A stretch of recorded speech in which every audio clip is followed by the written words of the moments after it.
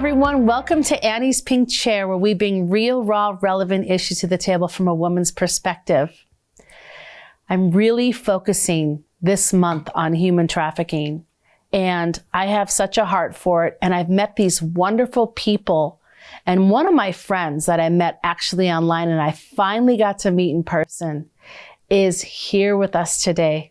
And let me tell you something about human trafficking. I have to share these with you because these are like my 80s go-to. Because my friends, not all that glitters and flashes and sparkles is pure gold, right? I want to introduce you to my friend Natly Denise. She is the owner, the Daily TrafficK and Counter Trafficking Alliance.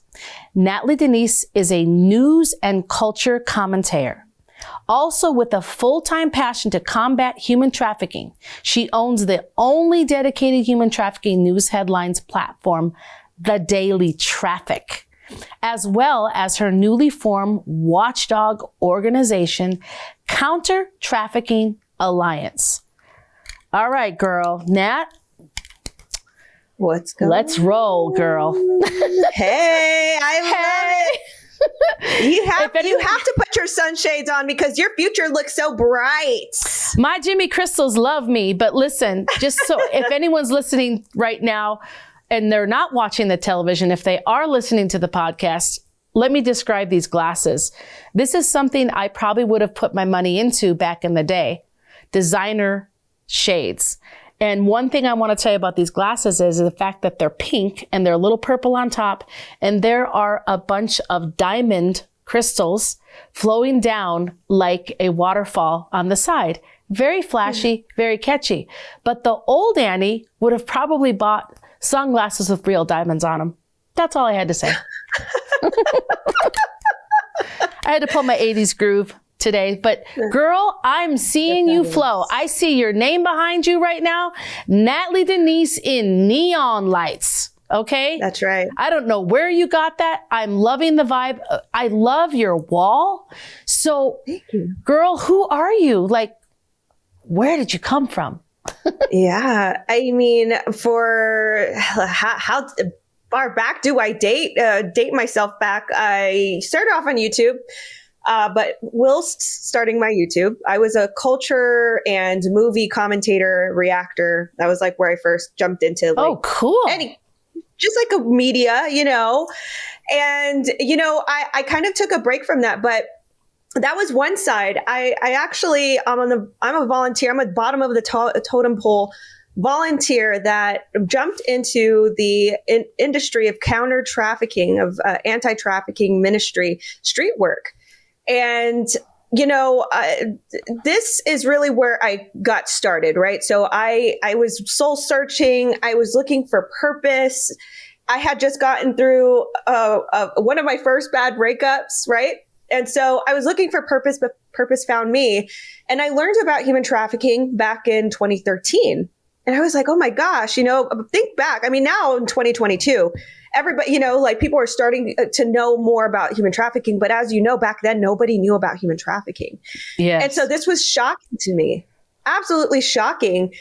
And so, from there, I volunteered on different respects. The first was kind of more shocking. I went through the outreach ministry in Houston, Texas, and actually went undercover to the cantinas in Houston. What a lot of people don't understand is that these cantinas are shady, right? Like they are bad. And, this was another facet that I had no idea existed. And this was in my own city. And for those that don't know anything about the cantinas, in Houston, we have a port. And so, just like any other port, this is where imports, exports flow logistically. And so when workers get off of their shift, they look for entertainment. And so what people don't know as well is that many cartels actually run these cantinas along the port in Houston. Not all, not all of these are cartel owned, but a lot of them are. So I would volunteer go out to these cantinas, and we would go with the ministry. So we were going out of purity to pray for them, to outreach to them, to give them gifts, and let them know, hey, if you ever want to come out of this life, we're here for you. We're not going to judge you. We'll arrange for you to get rescued, and a lot of these women are from Latin America. So, they're here in America, undocumented. And, so if they go missing, that's it. Who's going to account for them? That's a whole other story that we can pair up with our modern day, but I won't go into that rant right now. But, so these women and girls are out there, right? So I'm out one night outreaching, and I see a girl in this cantina. Now, a cantina in English is a bar, right? So I'm in this cantina, and I'm just kind of purveying the atmosphere. And I look to the back where the lineup usually is in cantinas. I mean, they're in different places, but in this particular one, it was in the back. And I like kind of zip beeline to the back, and I see this girl, and she's sitting on the bench, the lineup bench, and she's probably about 11 years old. And I'm like, wow. I'm like, wait. So I'm kind of like, it's obvious, right? When we say it right here in front of each other, we know what's going on. But when you're in the atmosphere, you have to, you get adrenaline, and you have to piece everything together to actually register and ingest what's actually going on right in front of your eyes. So I'm here thinking like, oh my gosh, like it's after midnight and there's nothing but dudes here. The sex workers are dancing on the floor. And then there's this petrified looking little girl on the bench. And I just pieced it together. Oh my gosh, this girl's being trafficked, So long story short, I filed a police report, and the detective actually kept track with me, to keep me updated on the case. And it turns out that they could never recover this girl. And I just remember, I was like, how can we not recover this little girl? Like, she's a little girl. And, where did she go? The mystery scarred me, because it's like, where did she go? What happened to her? Is she being sold again?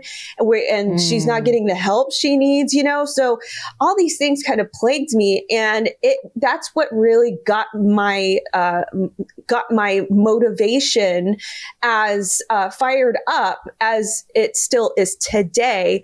But that was my start. And, from there, that's what kept me in the ministry of outreach. I went through visitation at safe houses for adults and child. And when you visit those child safe houses, it's completely different. It's like, who could hurt these kids? Who could, like, you look at these kids in the eyes, and all they want is somebody to look up to. Like this, they literally yearn for love, because that's not what they got at home. And even experiencing that as a mentor type of figure, it was just like who would do this, So anyway, that's a long story short. That's like my intro to, my world of combating trafficking about a decade ago.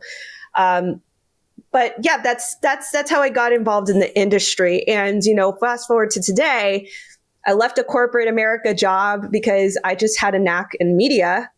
And now, as we know, we have to kind of depend on alternative media now, because right. We don't have to say why, but so this was we all my know knack, why, right? We all know why. We all know why. Hey, Nat, I wanted to ask you, because you said a bad breakup. Yes.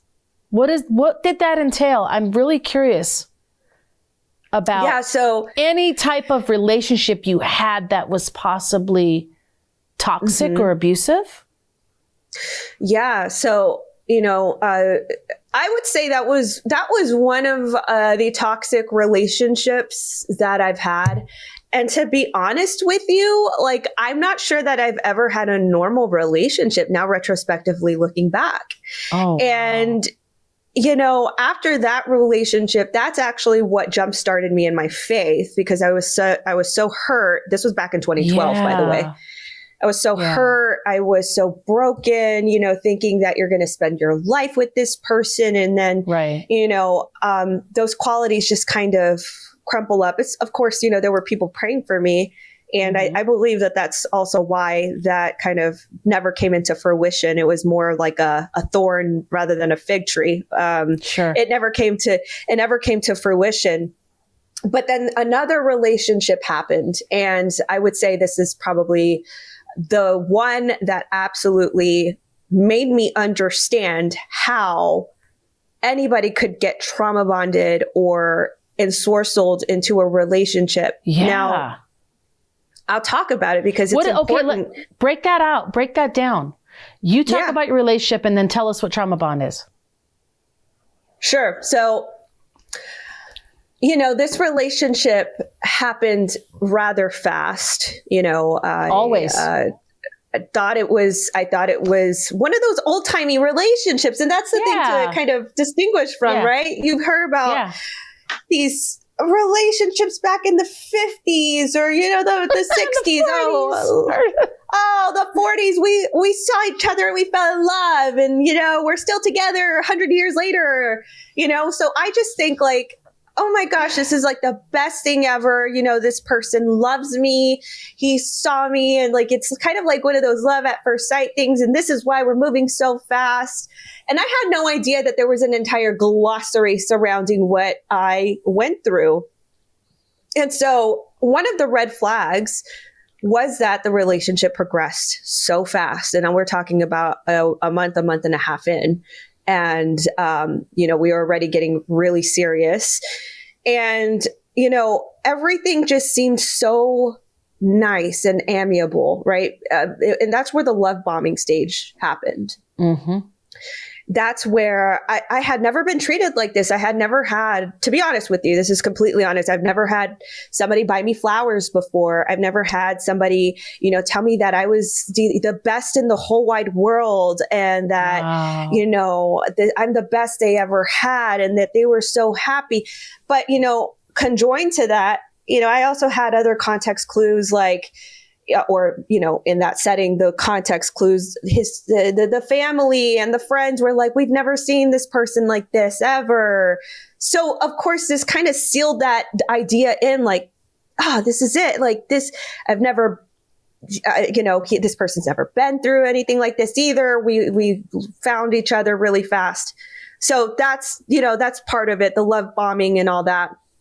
So once it got to the part of the relationship where it started pivoting to the more nefarious, part was after the fact that we had entered into a commitment. And, once that happened, it's like night and day, everything started changing.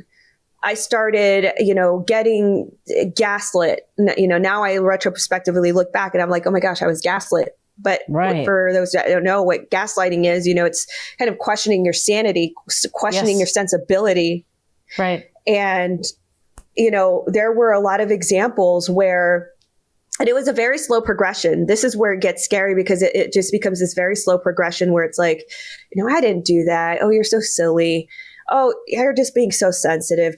Don't take it that serious, and then it started progressing into, if something truly bothered me about the relationship in which would require your partner to self-reflect and really assess and maybe fix that part of them that hurts the other person because you love them. Instead, it was, well, you're always picking on me, or, you're always nagging at me. And, this type of thing makes you start questioning your sanity, like, because it's never them, it's always you. Right, and you're like, wow, like I really never thought that I didn't think I was like that. I really thought that I'm a person to break things down, have and converse and really talk it out with somebody. But, it's my fault. Wow. And so that's where I started to question my sanity. And this was a very scary part of my life because I was never, That person sounded completely narcissistic. My personal opinion. Absolutely. I don't even know them. Absolutely. And, it started transforming into,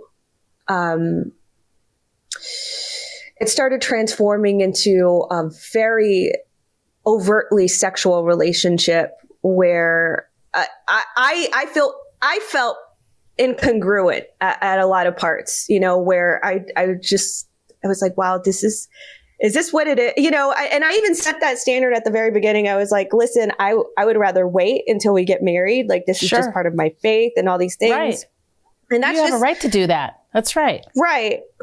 And, this person said, yes, of course. And then, we didn't do that. And exactly. And then it was like the boundary was already crossed. And, but I have to be fair. Like, there was some sort of me as well. Right. So I'm not completely putting that on that person, but there was a boundary crossed. And, if we're speaking in biblical terms, the man is supposed to lead the woman. And so if that's a standard that gets set in place, right. It's just a respect, Exactly. He should have honored you as a woman of God and your body, and he didn't. Right. And, this just became, I started to realize, like, I would question myself, like, wow, this is just, it's so incongruent the times that these sexual relations come into play, because, I don't feel like I'm ready sometimes, or, it just feels like a little bit too frequent. And I think it was getting to a point where, I was being groomed to accept. It sounds like it. Mm-hmm. A sexual relationship that was outside of my autonomy. Right. You had no rights, basically. Yeah, you had no rights. You had to just give in, because if you didn't, the relationship would end. Right. And there was there were other parts of it, though, too, that were just kind of like, it kind of felt like, okay, is this is this natural? You know what I mean? Like, is this what love is? And it gets very confusing, because it's like, I don't know if this person means well. And you kind of, you feel trapped in that moment, because it's like, how do I escape this? Yeah, absolutely. Yeah. I was in a relationship like that without a trafficker, and it was torture, because I would do things for him that I would never do with a potential husband.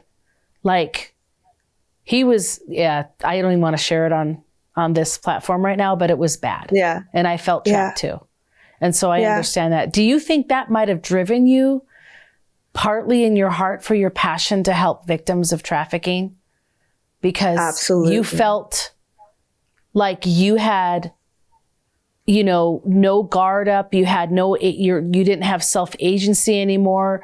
You had like no boundaries anymore, and you felt like you were taken advantage of. So what more, obvious care could you have for victims of trafficking? Because maybe they were in the same situation you were at one point with a Romeo pimp in the beginning. Right. And that how do you know that guy, Nat, how do we know that he wasn't an undercover trafficker? How do you know he wasn't? Like, you don't know. It's scary. It's scary. It really is. Well, I'm glad you're okay. Really scary. Oh, thank you. Yeah. And I'm glad I was able to just leave without any repercussions too. That part just really makes me feel very blessed that God, the way that God, I have to put God in this, because the way that he allowed this really did help me have that understanding of how these girls get ensorcelled in this life. It's so easy. Yeah. I mean, Annie, I was a strong-willed thinker. I was strong before this. Like, I can't say that I was with low self-esteem, or I was in a lowly place in my life. I was strong-willed. I thought strong, and I already had I had things going on for me. So I can't say that, he hit me at the most vulnerable. No, it was a very exploitative relationship. And, a lot of parts of this was, what can I get from this relationship? Not, do I have this girl this woman who is completely devoted to me, who will do anything for me. Yeah. And like you said, it was a very narcissistic relationship. I was a supply. And it kind of sounds like you were a sex slave. Yeah. Am I crazy to say that? Now, I was told at one point that I was. For some reason, oh my gosh, well, I saw a vision of you, and I don't want to say it on this program, but of you being subservient to him and doing what he wanted. And you knew if you didn't, that your relationship would change dramatically to something not that it wasn't already unsafe already, but it would change into something darker. Absolutely. So, wow. I'm really glad that you are safe and that you got, at least some insight into what trafficking really starts with, right? And honestly, even if someone doesn't sell you, Nat, I think I want all of our audience that watches and listens is to understand that exploitation isn't just being sold on a market somewhere in a hotel or a club or the street or a massage parlor or, on a website. It's with one person sometimes. Exploitation happens with one person. And maybe there's not even money being exchanged. Maybe it's just their pleasure in exchange for your torture. Absolutely. To satisfy their narcissistic desires. And I'm just being very honest and real with that. But hey, listen, we have about 5 minutes left. Tell us how people can get in touch with you. And also, what is the best advice that you could give someone about your life that you've learned so far to be successful and to really just, embrace yourself, your calling? Yeah. So I'll start with that. I really think that I wouldn't have gotten out if I didn't have prayer and I didn't have people praying for me, because there was definitely some prayer warriors, really, really going to war for me. Because you're kind of just, again, you're ensorcelled in this moment and that's what love bombing is. It disguises the red flag. So, prayer to me was probably the biggest catalyst in me, in my success, in me getting out of that situation, of so many things. So I'd say prayer 100%. But also, this is hard for me, but discernment. Oh my gosh. Like having discernment. I wish I would have submerged myself in discernment, because possibly could have avoided this, but it taught me that, hey, you need to start having this discernment and really assess people and not be so trusting. Yes. So with that, that's, prayer and discernment is big, big, big. For those that are interested or curious about my work, I am mainly on YouTube. So youtube.com/Natly Denise. That's spelled Natlydenise. I'm also on Instagram. Pretty much if you type Natly Denise in any platform, it's pretty unique enough. It'll bring me up. Yeah. But I did that and it did. I did that. You came up right away with your beautiful website, girl. I'm just so encouraged by you, because I really felt like you just got completely humble and raw. And I'm really encouraged by that, because I know right now there are people watching and listening that needed to hear what you said, because right now they're in an abusive relationship, and the guy might not be a trafficker, but he is an abuser. And there's some intention there that is going to cause them harm. So 100%. Yeah. What can we say to them? We got 2 minutes. Tell them what they should do. Number one, get somebody wise on your side. Not just your friends that will say, "Oh girl, whatever, if you're happy, then I'm happy." No. Stop with that buffoonery. Get somebody who is wise and who will tell you the truth, and be honest with them. More preferably somebody who is godly, who knows the word, and who has great discernment, and who is very seldomly wrong about things, because the person who looked into my life was very seldomly wrong about things. I just didn't want to listen. But those people, if that person rings a bell in your heart and in your mind and in your soul right now, get them close on your side and be honest with them. and then pray about it, because God's going to create a situation for you where it's just the most perfect exit, the most perfect time. And it could only be God, because he gets the glory at the end of the day. And he even wants glory in your situation. So he will make it happen for you if you anchor yourself on God, his word, and wise counsel that is based on his word. Yes, girl. Yeah, you're absolutely right. That I love that, because, honestly, that is the best solution to surround yourself with people that are wise, that have experienced life, that can give you direction. And I'm not saying preferably older people, but the older people do know a little bit more. Yeah. Yes. And maybe another girlfriend or a person that has been through something that, can help you. And so, girl, you have been such a bright light today. I'm so happy that you came on. And Natly, thank you so much for sharing your time. I know your time is so valuable. And I do want you to come inside the studio one day in person. It's going to be awesome. But I want to thank you from the bottom of my heart and from Pink Chair for coming on our show today. We love you and we appreciate and honor you. Oh, thank you so much, Annie. It is so good to see you, but I can't wait to see you in person once again. You too, girl. Bye. Kisses. Bye-bye. Hey, friends. Thought I was gone, didn't you? Well, I still have Nat in the studio with me. Really quick, I want her to share something with you that she's going to give you a website to purchase. Go for it. What's up, everybody? Okay, so I recently started a cosmetic line, and it's made in the USA. It's cruelty-free, paraben-free, and made by a patriot, if you are a patriot, and in support of patriots. But also, there's a portion of my line called Her Ruth, and every single cent of the purchase price of this one lipstick goes towards human trafficking rescue and aftercare. So it's a very unique line. You can go to natlydenisecosmetics.com to get it today. Thank you, Nat. I love it. Makeup girl. Yes, that's right. Bye, guys. Right on. See you later. Hi, friends. I want to talk about our nonprofit today. It's called Destiny House.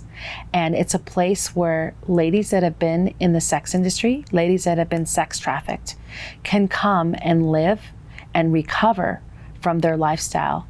Basically, it's this: to dream, discover, develop into the perfect destiny that God has for them. When these ladies come, they definitely get their healing and they get a brand new start and a brand new life of promise, hope, and a great future. Please partner with us. If it's on your heart, we need to keep our houses open. You can go to pinkchair.com and click on donate, and your donation is tax deductible. Thank you, everyone.